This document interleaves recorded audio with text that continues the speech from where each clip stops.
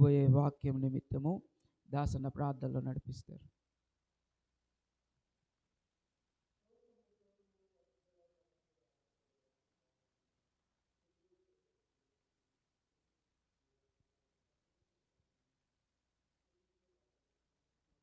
గణపరిచే భాగ్యం మాకు అనుగ్రహించిన తండ్రి ప్రభువా, మీ యొక్క బంగారు వాక్యములు మేము వినబోచుండగా తండ్రి మా హృదయంలో తెరిచి శ్రద్ధగా మా హృదయపూర్వకంగా మా హృదయములు విప్పి ప్రభా మా హృదయములు కరిగించి ప్రభువా నీ యొక్క వాక్యం చేత మమ్మల్ని బలపరచమని అడుగుచుంటున్నాం తండ్రి.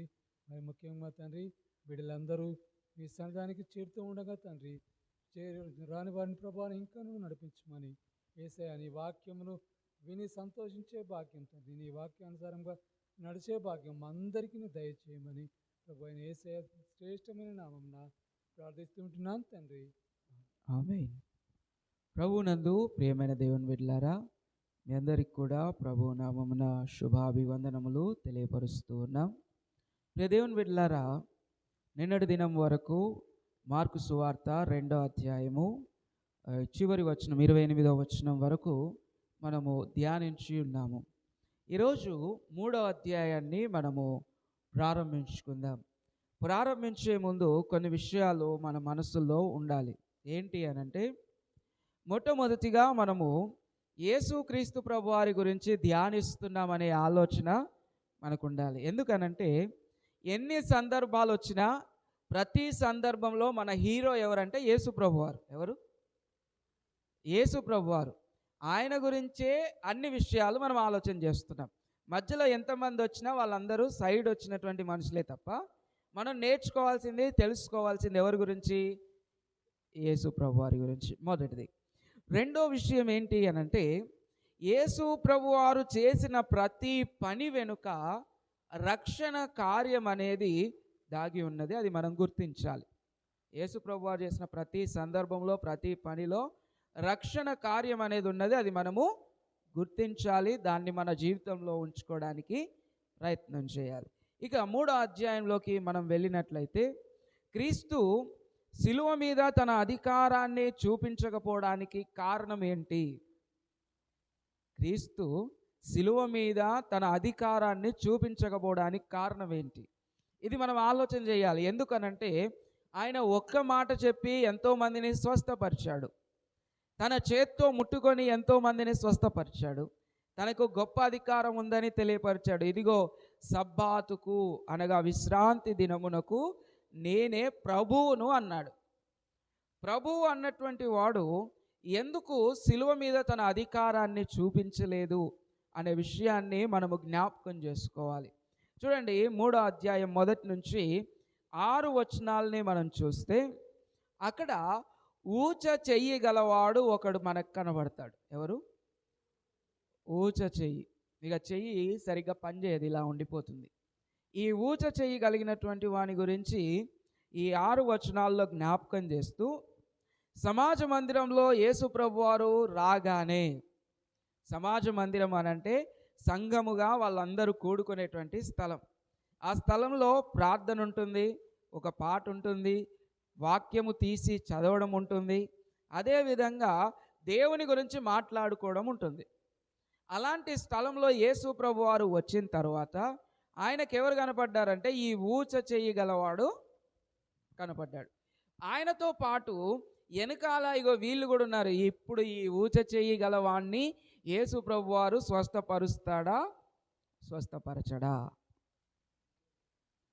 అదే ఆలోచనతోటి అక్కడ ఉన్న కొంతమంది ఆలోచన చేస్తూ ఉన్నారు. చూడండి 2వ వచనం, అచ్చటి వారు ఆయన మీద నేరము మోపవలెనని ఉండి. చూడండి, సమాజ మందిరంలో ప్రార్థన ఉంటుంది, పాటలు ఉంటాయి, వాక్యం ఉంటుంది, ఇవన్నీ ఒక ఎత్తు అయితే రెండో ఎత్తు ఏంటి అని అంటే, ఇదిగో యేసు ప్రభు వారి మీద నేరం మోపాలి. ఏం చేయాలి? నేరం మోపాలి. అసలు సమాజ మందిరానికి ఎందుకు పోవాలి? ప్రార్థన చేయడానికి, పాట పాడడానికి, వాక్యం వినడానికి పోవాలి. వీళ్ళు ఎందుకు వచ్చారు? ఈరోజు విశ్రాంతి దినము, ఇతను ఏం తప్పు చేస్తాడో ఇతన్ని పట్టుకుందాము అని వచ్చారు. చూడండి, విశ్రాంతి దినమున వానిని స్వస్థపరచునేమో అని ఆయనను కనిపెట్టుచుండిరి. ఆయన కాలు పెట్టిన కాడి నుంచి ఎదురు చూస్తున్నారు. ఇగో ఇప్పుడు కార్యం చేస్తాడు, ఇప్పుడు కార్యం చేస్తాడని జాగ్రత్తగా ఒక కంటితో కనిపెడుతున్నారు. వాళ్ళు కనిపెడుతూ ఉంటే యేసు ప్రభు వారు చూడండి, ఆయనను పిలిచి ఒక మాట అంటున్నాడు. 3వ వచనం, ఆయన నీవు లేచి మధ్యను నిలువమని ఊచ చెయ్యగలవానితో చెప్పి వారిని చూచి, విశ్రాంతి దినమున మేలు చేయుట ధర్మమా, కీడు చేయుట ధర్మమా? చూడండి, విశ్రాంతి దినమున ఏం చేయొద్దు, రెస్ట్ తీసుకోవాలి. వాళ్ళ ఉద్దేశం ఏంటి? ఏం చేయొద్దు, ఆ రోజు రెస్ట్ తీసుకోవాలి. దేవుడు అది విశ్రాంతికే ఇచ్చాడు. మరి విశ్రాంతి దినమున మేలు చేయొచ్చా, కీడు చేయొచ్చా? చెప్పండి. కొత్త నిబంధన గ్రంథంలో ఒక మంచిది ఉంటుంది, మేలు చేయ నీ చేతనైనప్పుడు దాన్ని చేయక మరవద్దంట. మేలు చేయడం చేతనైనప్పుడు ఖచ్చితంగా చేయాలి. ఇక్కడ ఏమంటున్నాడు అని అంటే, మేలు చేయుట ధర్మమా, కీడు చేయుట ధర్మమా, ప్రాణరక్షణ ధర్మమా, ప్రాణహత్య ధర్మమా అని అడిగాను. అందుకు వారు ఊరకుండెడి. చూడండి, విశ్రాంతి దినమున ఏం చేయాలో యేసు ప్రభు వారికి తెలుసు, ఏం చెయ్యకూడదో ఆయనకి తెలుసు. కానీ వీళ్ళు ఏం చేస్తున్నారు? చెయ్యకూడదు ఏమైనా చేస్తాడేమో ఈయనను పట్టుకుందామని చూస్తూ ఉన్నారు. ఆయన వారి యొక్క హృదయాన్ని చూశాడు. ఏం చూశాడు? హృదయాన్ని చూశాడు. మనం దేవుని మందిరానికి వచ్చినప్పుడు జాగ్రత్తగా ఉండాలి. ఎందుకనంటే దేవుడు మన హృదయాన్ని చూస్తున్నాడు. పైకొచ్చే మాటల్ని కాదు, పైకొచ్చే విధానాన్ని కాదు, కానీ మన హృదయంలో ఎలాంటి పరిస్థితులు ఉన్నాయో ప్రతిదాన్ని ఆయన చూస్తూ ఉన్నాడు. మన హృదయాన్ని చూస్తూ ఉన్నాడు.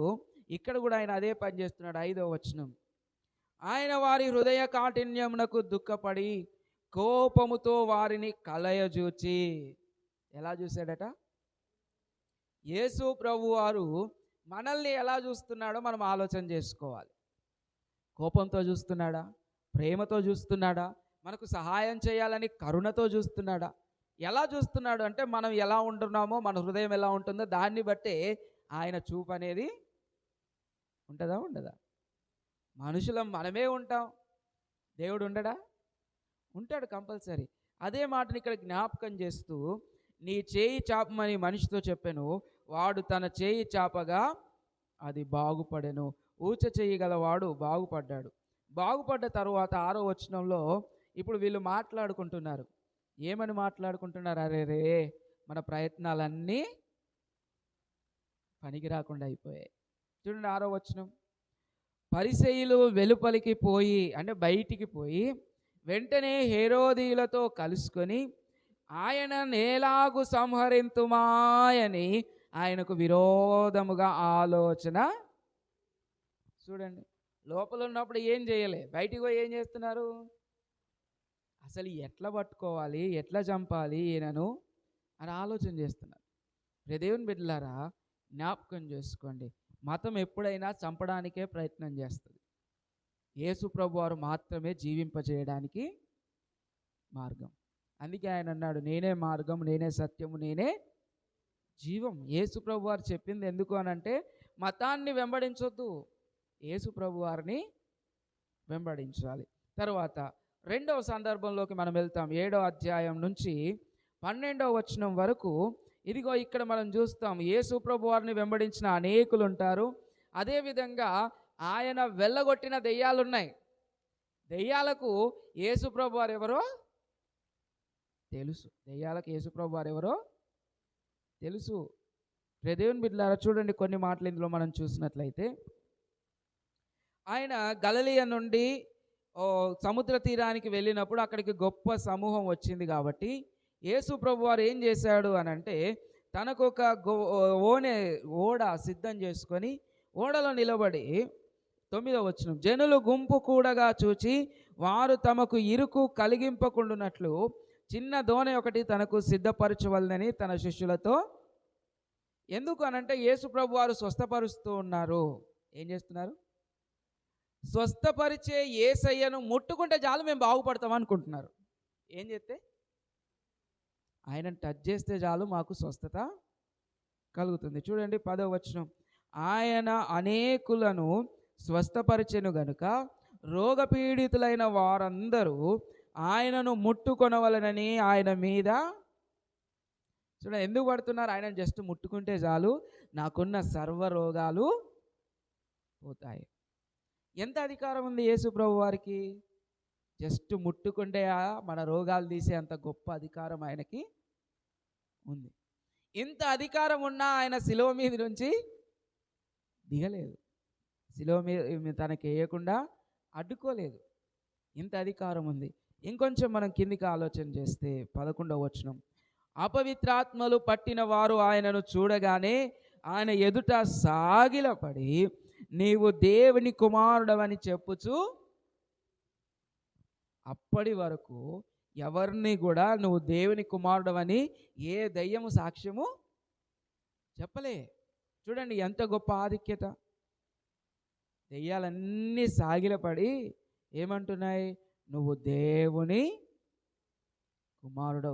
ఇంత అధికారం దేవుని కుమారుడై ఉండి కూడా సిలువ మీద నుంచి ఆయన కిందికి దిగలేదు. అది మనం గుర్తుంచుకోవాలి. తర్వాత 13వ వచనం నుండి 19వ వచనం వరకు మనం చూసినట్లయితే ఆయన తన శిష్యులను ఏర్పాటు చేసుకున్న విధానంను మనం చూస్తాం. చూడండి 13వ వచనం, ఆయన కొండెక్కి తనకిష్టమైన వారిని పిలువగా వారు ఆయన యొద్దకు వచ్చిరి. ఈ సందర్భం మనం గుర్తుంచుకోవాల్సిన సందర్భం. మార్కు సువార్తలో ప్రతి ఒక్కరు గుర్తుంచుకోవాల్సిన సందర్భం. ఎందుకు అనంటే ఇక్కడ తన శిష్యులను పిలిచాడు. పిలిచి వాళ్ళకి ఏం అధికారం ఇచ్చాడంటే దెయ్యాలను వెళ్ళగొట్టే అధికారము. సువార్త చెప్పండి, దెయ్యాలను వెళ్ళగొట్టండి. చూడండి అదే ఉందా 13వ వచనం నుండి, ఆయన కొండెక్కి తనకిష్టమైన వారిని పిలువగా వారు ఆయన యొద్దకు వచ్చిరి. వారు తనతో కూడా ఉండునట్లు దెయ్యములను వెళ్ళగొట్టు అధికారము గలవారై సువార్త ప్రకటించుటకును వారిని పంపవలనని ఆయన 12 మందిని నియమించాడు. 12 మందిని నియమించుకున్నాడు. వీళ్ళేంటి, దెయ్యాలను వెళ్ళగొట్టాలి, సువార్త ప్రకటించాలి. కాబట్టి ఆయన ఏం చేసుకున్నాడంటే 12 మందిని నియమించుకున్నారు. 12 మంది పేర్లు ఏంటి, మనకు కొన్నే గుర్తుంటాయి. అన్ని గుర్తున్న వాళ్ళు చేయొద్దండి ఒకసారి. 12 మంది పేర్లు లైన్ అని కాదు, 12 మంది పేర్లు. దేవునికి స్తోత్రం, గుర్తున్నాయి. మరొక్కసారి చదువుకొని ముందుకు వెళ్ళిపోదాం. 16వ వచనం నుండి, వారెవరనగా ఆయన పేతురను పేరు పెట్టిన సీమోను. చెప్పండి నాతో ఒకసారి చెప్పండి. పేతురను పేరు పెట్టిన సీమోను, అతని సహోదరుడగు యోహాను. చెప్పండి, సహోదరుడగు యోహాను. వీరిద్దరికీ ఆయన బోయనెర్గేసోను పేరు పెట్టెను, అనగా ఉరుమేడి వారని అర్థం. అంటే వీళ్ళు మాట్లాడితే కొట్టినట్టే ఉంటుంది. ఎట్లుంటుంది, కొట్టినట్టే ఉంటుంది. నేను మాట్లాడినట్టు నిమ్మలంగా మాట్లాడరు, గట్టిగా కొట్టినట్టే ఉంటుంది. అందుకే ఉరిమెడి వారని ఇదిగో పేతురుకు అదేవిధంగా యోహానుకు వారు పేరు పెట్టారు. ఆ తరువాత 18వ వచనంలో ఇంకా శిష్యుల పేర్లు చెప్తున్నాడు. ఆంద్రేయ, చెప్పండి అమ్మా, ఆంద్రేయ, ఫిలిప్పు, బర్తలేమోయి, మత్తయి, తోమా, అల్ఫయి కుమారుడగు యాకోబు, తద్దయి, కానానీయుడైన సీమోను, ఆయనను అప్పగించిన ఇస్కరియోతు యూదా అనువారు. చూడండి, ఆయన ఏర్పాటు చేసుకునే ఏర్పాట్లో కూడా ఎవరు కనబడుతుందంటే చివరిగా ఆయనను అప్పగించిన ఇస్కరియోతు యూదా కూడా లైన్లో ఉన్నాడు. ఎవరున్నారు, యూదా. ఇప్పుడు ఈ యూదా ఒకవేళ లైన్లో లేకపోతే ఆయన్ని అప్పగించడానికి ఎవరు ఉండేవాళ్ళు, ఎవరు లేరు. కాబట్టి ఆయనను కూడా ఏం చేశాడంటే తీసుకొచ్చి అందులో పెట్టాడు. కాబట్టి ఈ యూదా గురించి భవిష్యత్తులో మనం ఇంకొంచెం ముందుకు వెళ్ళినాక నేర్చుకుందాం. ఇక 20వ వచనం నుండి 30వ వచనం వరకు మనం చూసినట్లయితే యేసు ప్రభు వారు దెయ్యములు పట్టిన వాడని, ఆయన సరైన వాడు కాదని ఇదిగో సద్దుకయ్యలు ఆయన మీద ఒక నేరాన్ని మోపుతూ ఉన్నారు. 20వ వచనం, ఆయన ఇంటిలోనికి వచ్చినప్పుడు జనులు మరలా గుంపులు కూడి వచ్చిరి గనుక భోజనం చేయుటకైనను వారికి వీలు లేకపోయెను. ఆయన ఇంటివారు ఈ సంగతి విని ఆయన మతి చెల్లించి ఉన్నదని చెప్పి ఆయనను పట్టుకొనబోయిరి. చూడండి, యేసు ప్రభు వారిని ఏమనుకున్నారు ఇన్ని కార్యాలు చేస్తుంటే? అన్నం కూడా తినకుండా ప్రార్థన చేస్తున్నాడు, స్వస్థపరుస్తున్నాడు, మనుషులతోనే ఎక్కువ సమయం గడపడానికి ఇష్టపడుతున్నాడు. అలా ఉంటే ఆ ఇంటి వారు ఏమనుకున్నారు? ఈయనకి పిచ్చి పట్టింది, అంత ఎట్లెట్లనో చేస్తున్నాడు, అంత ఎట్లెట్లనో. కాబట్టి మనం ఏం చేయాలి? ఈయనను పట్టుకోవాలి, కట్టేయాలి, పట్టుకోవాలి, కట్టేయాలి. కాబట్టి వాళ్ళు ఏం చేసుకున్నారు? ఆయనను పట్టుకోవాలని ఆలోచన చేసుకున్నారు, పట్టుకోవడానికి ప్రయత్నము చేశారు. 22వ వచనం, యెరూషలేము నుండి వచ్చిన శాస్త్రులు ఏమంటున్నారు? ఇతడు బయల్జెబూలు పట్టిన వాడై దెయ్యముల అధిపతి చేత దెయ్యములను వెళ్ళగొట్టుచున్నాడని. చూడండి, దెయ్యముల మీద అధిపతిని పట్టి దెయ్యాలను అంటే అటు ఇటు తిరిగి స్వస్థత కార్యాలు ఆపలేక, వాక్యంని ఆపలేక, ఆయన బోధన ఆపలేక, ఆయన అధికారానికి తట్టుకోలేక, దెయ్యాలు కూడా ఇతను దేవుని కుమారుడు అని చెప్తూ ఉంటే ఆ సాక్ష్యాన్ని ఎలా చెడగొట్టాలని వీళ్ళు ఏం చేస్తున్నారు? శాస్త్రులు వచ్చి, ఇదిగో ఇతడు దెయ్యములు పట్టినవాడు, దెయ్యముల అధిపతే ఇతన్ని పట్టుకుంది, కాబట్టి ఈయన చెప్పగానే దెయ్యాలు. ఎంత పెద్ద నింద అది చెప్పండి. పెద్ద నిందనా చిన్న నిందనా? పెద్ద నింద. దెయ్యాలు బట్టి దెయ్యాలను వెళ్ళగొడుతున్నాడని పెద్ద నింద వారి మీద, ఆయన మీద వేసినప్పుడు ఆయన వారిని పిలిచి వాళ్ళతో మాట మాట్లాడుతున్నాడు. చూడండి 23వ వచనం, అప్పుడు ఆయన వారిని తన యొద్దకు పిలిచి ఉపమాన రీతిగా వారితో ఇట్లనెను, సాతాను సాతానును నేలాగు వెళ్ళగొట్టును. ఒక సాతాను ఇంకో సాతాన్ని వెళ్ళగొడుతుందా? వెళ్ళగొడుతుందా? వెళ్ళగొట్టదు. రెండు తోడు దొంగలేనా? ఏడు నుంచి వెళ్ళగొడుతుంది? వెళ్ళగొడుతుందా? వెళ్ళగొట్టదు. ఇక్కడ అదే మాట చెప్తున్నాడు. ఒక సాతాను ఇంకో సాతాన్ని ఎలా వెళ్ళగొడుతుంది? ఒక రాజ్యము తనకు తానే విరోధముగా వేరుపడిన ఎడల ఆ రాజ్యము నిలబడుతుందా? నిలబడదు. దేవుని బిడ్డలారా జ్ఞాపకం చేసుకోండి. ఆ తర్వాత, ఒక ఇల్లు తనకు తానే విరోధముగా వేరుపడిన ఆ ఇల్లు నిలబడదు. సాతానైనా సాతాన్ని వెళ్ళగొట్టదు. రాజ్యము తనకు తాను విరోధముగా ఉంటే నిలబడదు. ఒక ఇల్లు తనకు తాను విరోధముగా చేసినా కూడా ఇల్లు కూడా నిలబడదు. 26వ వచనం, సాతాను తనకు తానే విరోధముగా లేచి వేరుపడిన ఎడల వాడు నిలువలేక కడతేరును. ఒకడు బలవంతుడైన వానిని మొదట బంధించితేనే తప్ప ఆ బలవంతుని ఇంట జొచ్చి వాని సామాగ్రి దోచుకొననేరడు. బంధించిన ఎడల వాని ఇల్లు దోచుకొనవచ్చును.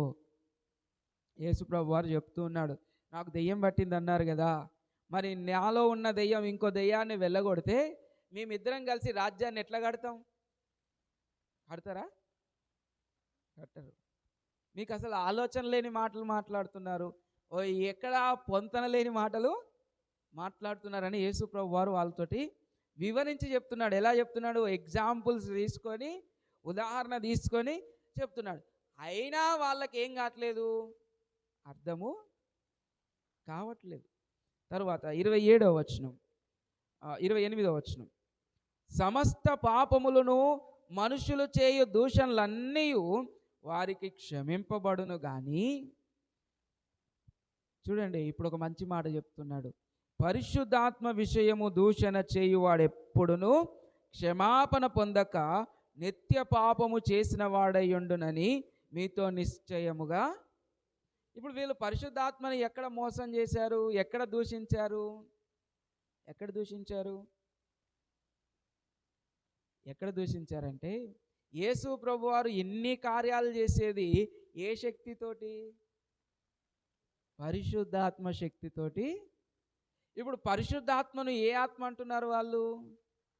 అపవిత్రాత్మ, దెయ్యము, దెయ్యముల అధిపతి. మరి ఇన్ని మాటలు అన్నప్పుడు యేసు ప్రభు వారు చెప్పొద్దా? చెప్తూ ఉన్నాడు, ఇదిగో మీరు ఎవరిని ఏమన్నా మనుషులు చేసే పాపాలకైనా క్షమాపణ ఉన్నది, కానీ పరిశుద్ధాత్మ విషయంలో ఎటువంటి క్షమాపణ లేదు. అది నిత్య పాపము. ఎలాంటి పాపము? స్వయంగా యేసుక్రీస్తు ప్రభు వారు శిలువలో పెట్టిన ప్రాణము కూడా ఆ పాపాన్ని తీసేయలేదు. నిత్యము ఉండే పాపం ఏంటిది? పరిశుద్ధాత్మను దూషించడం, పరిశుద్ధాత్మ నడిపించే వారిని దూషించడం. అది మనం జ్ఞాపకం చేసుకోవాలి. 30వ వచనం, ఎందుకనగా ఆయన అపవిత్రాత్మ పట్టినవాడని వాళ్ళు ఏమన్నారు? అపవిత్రాత్మ పట్టింది అని చెప్పాడు. కానీ ఆయన చేసేది పవిత్రాత్మ చేత నడిపించబడుతూ ఉన్నాడు. కాబట్టి ఈ విషయాలు మనం జ్ఞాపకం చేసుకోవాలి. క్రైస్తవులుగా మనం ఏమంటున్నాము, ఏమనట్లేదు. మనం అనేది మనకు కష్టాన్ని తీసుకొస్తుందా, నష్టాన్ని తీసుకొస్తుందా, మనము ఆలోచన చేసుకోవాలి. ఇక చివరిగా 31వ వచనం నుండి 35వ వచనం వరకు మనం చూసినట్లయితే యేసు ప్రభు వారు నిజమైన కుటుంబం అంటే ఏంటో ఆయన చెప్తూ ఉన్నాడు. మార్కు సువార్త 3వ అధ్యాయం 31 నుంచి 35 వచనాల్లో నిజమైన కుటుంబం. ఏది నిజమైన కుటుంబం చెప్పండి? ఏది నిజమైన కుటుంబం? మీకు తెలిస్తే చెప్పండి. నిజమైన కుటుంబం ఏది? మీరు అనుకునేది చెప్పండి, బయటికి ఏం పర్లేదు. నిజమైన కుటుంబం ఏది అనంటే, ఎవరైతే వాక్యానికి లోబడతారో, వాక్యాన్ని బట్టి జీవిస్తారో వాళ్ళది నిజమైన కుటుంబం అవుతుంది. చూడండి 31వ వచనం, ఆయన సహోదరులను తల్లియు వచ్చి వెలుపల నిలిచి ఆయనను పిలువనంపిరి. జనులు గుంపుగా ఆయన చుట్టూ కూర్చుండిరి. జనులు ఆయన చుట్టూ ఉన్నారని దూరం నుంచి వాళ్ళు ఏం చేస్తున్నారంటే, ఇదిగో నేను అమ్మను, నేను వచ్చాను, నాతో పాటు నా ఇంకా కుమారులు ఉన్నారు కదా, మేమందరం కలిసి కుటుంబంగా మేము వచ్చాము, ఆయనకు చెప్పండి, ఆయనను మేము కలవాలనుకుంటున్నాం అని అన్నారు. ఇప్పుడు నా తల్లిదండ్రులు వచ్చారనుకోండి, నేను వెంటనే ఏం చేస్తా? కానీ యేసుప్రభు వారు ఏమంటున్నాడు చూడండి 32వ వచనం, వారు ఇదిగో నీ తల్లియు నీ సహోదరులను వెలుపల ఉండి నీ కోసరము వెదుకుచున్నారని ఈయనను వెతుకుతున్నారట బయట ఉండి.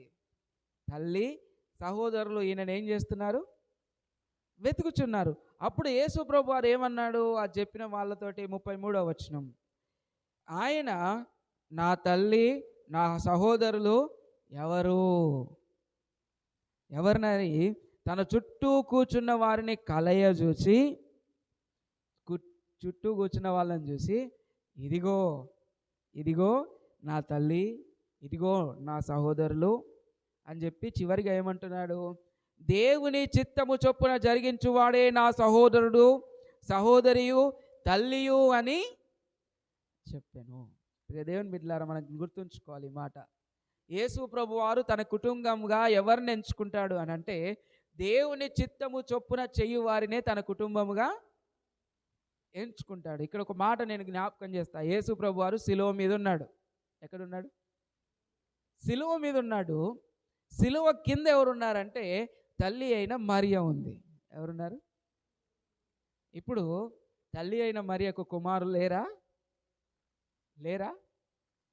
ఎవరెవరు వచ్చారు ఆయనను చూడడానికి? తల్లి వచ్చింది, సహోదరులు వచ్చారు. శిలువ మీద ఉన్నప్పుడు మరి ఈ సహోదరులు ఎక్కడికి పోయారు? చూడండి, మరియా వాక్యం ఎరిగినటువంటి తల్లి, మరియా వాక్యము నేర్పించిన తల్లి, మరియా వాక్యాన్ని బట్టి నడుచుకున్నటువంటి. కాబట్టి యేసు ప్రభు వారు శిలువలో కూడా వాక్యాన్ని బట్టి తనకు తల్లి అయినటువంటి మరియను మర్చిపోలే. దేన్ని బట్టి? వాక్యాన్ని బట్టి.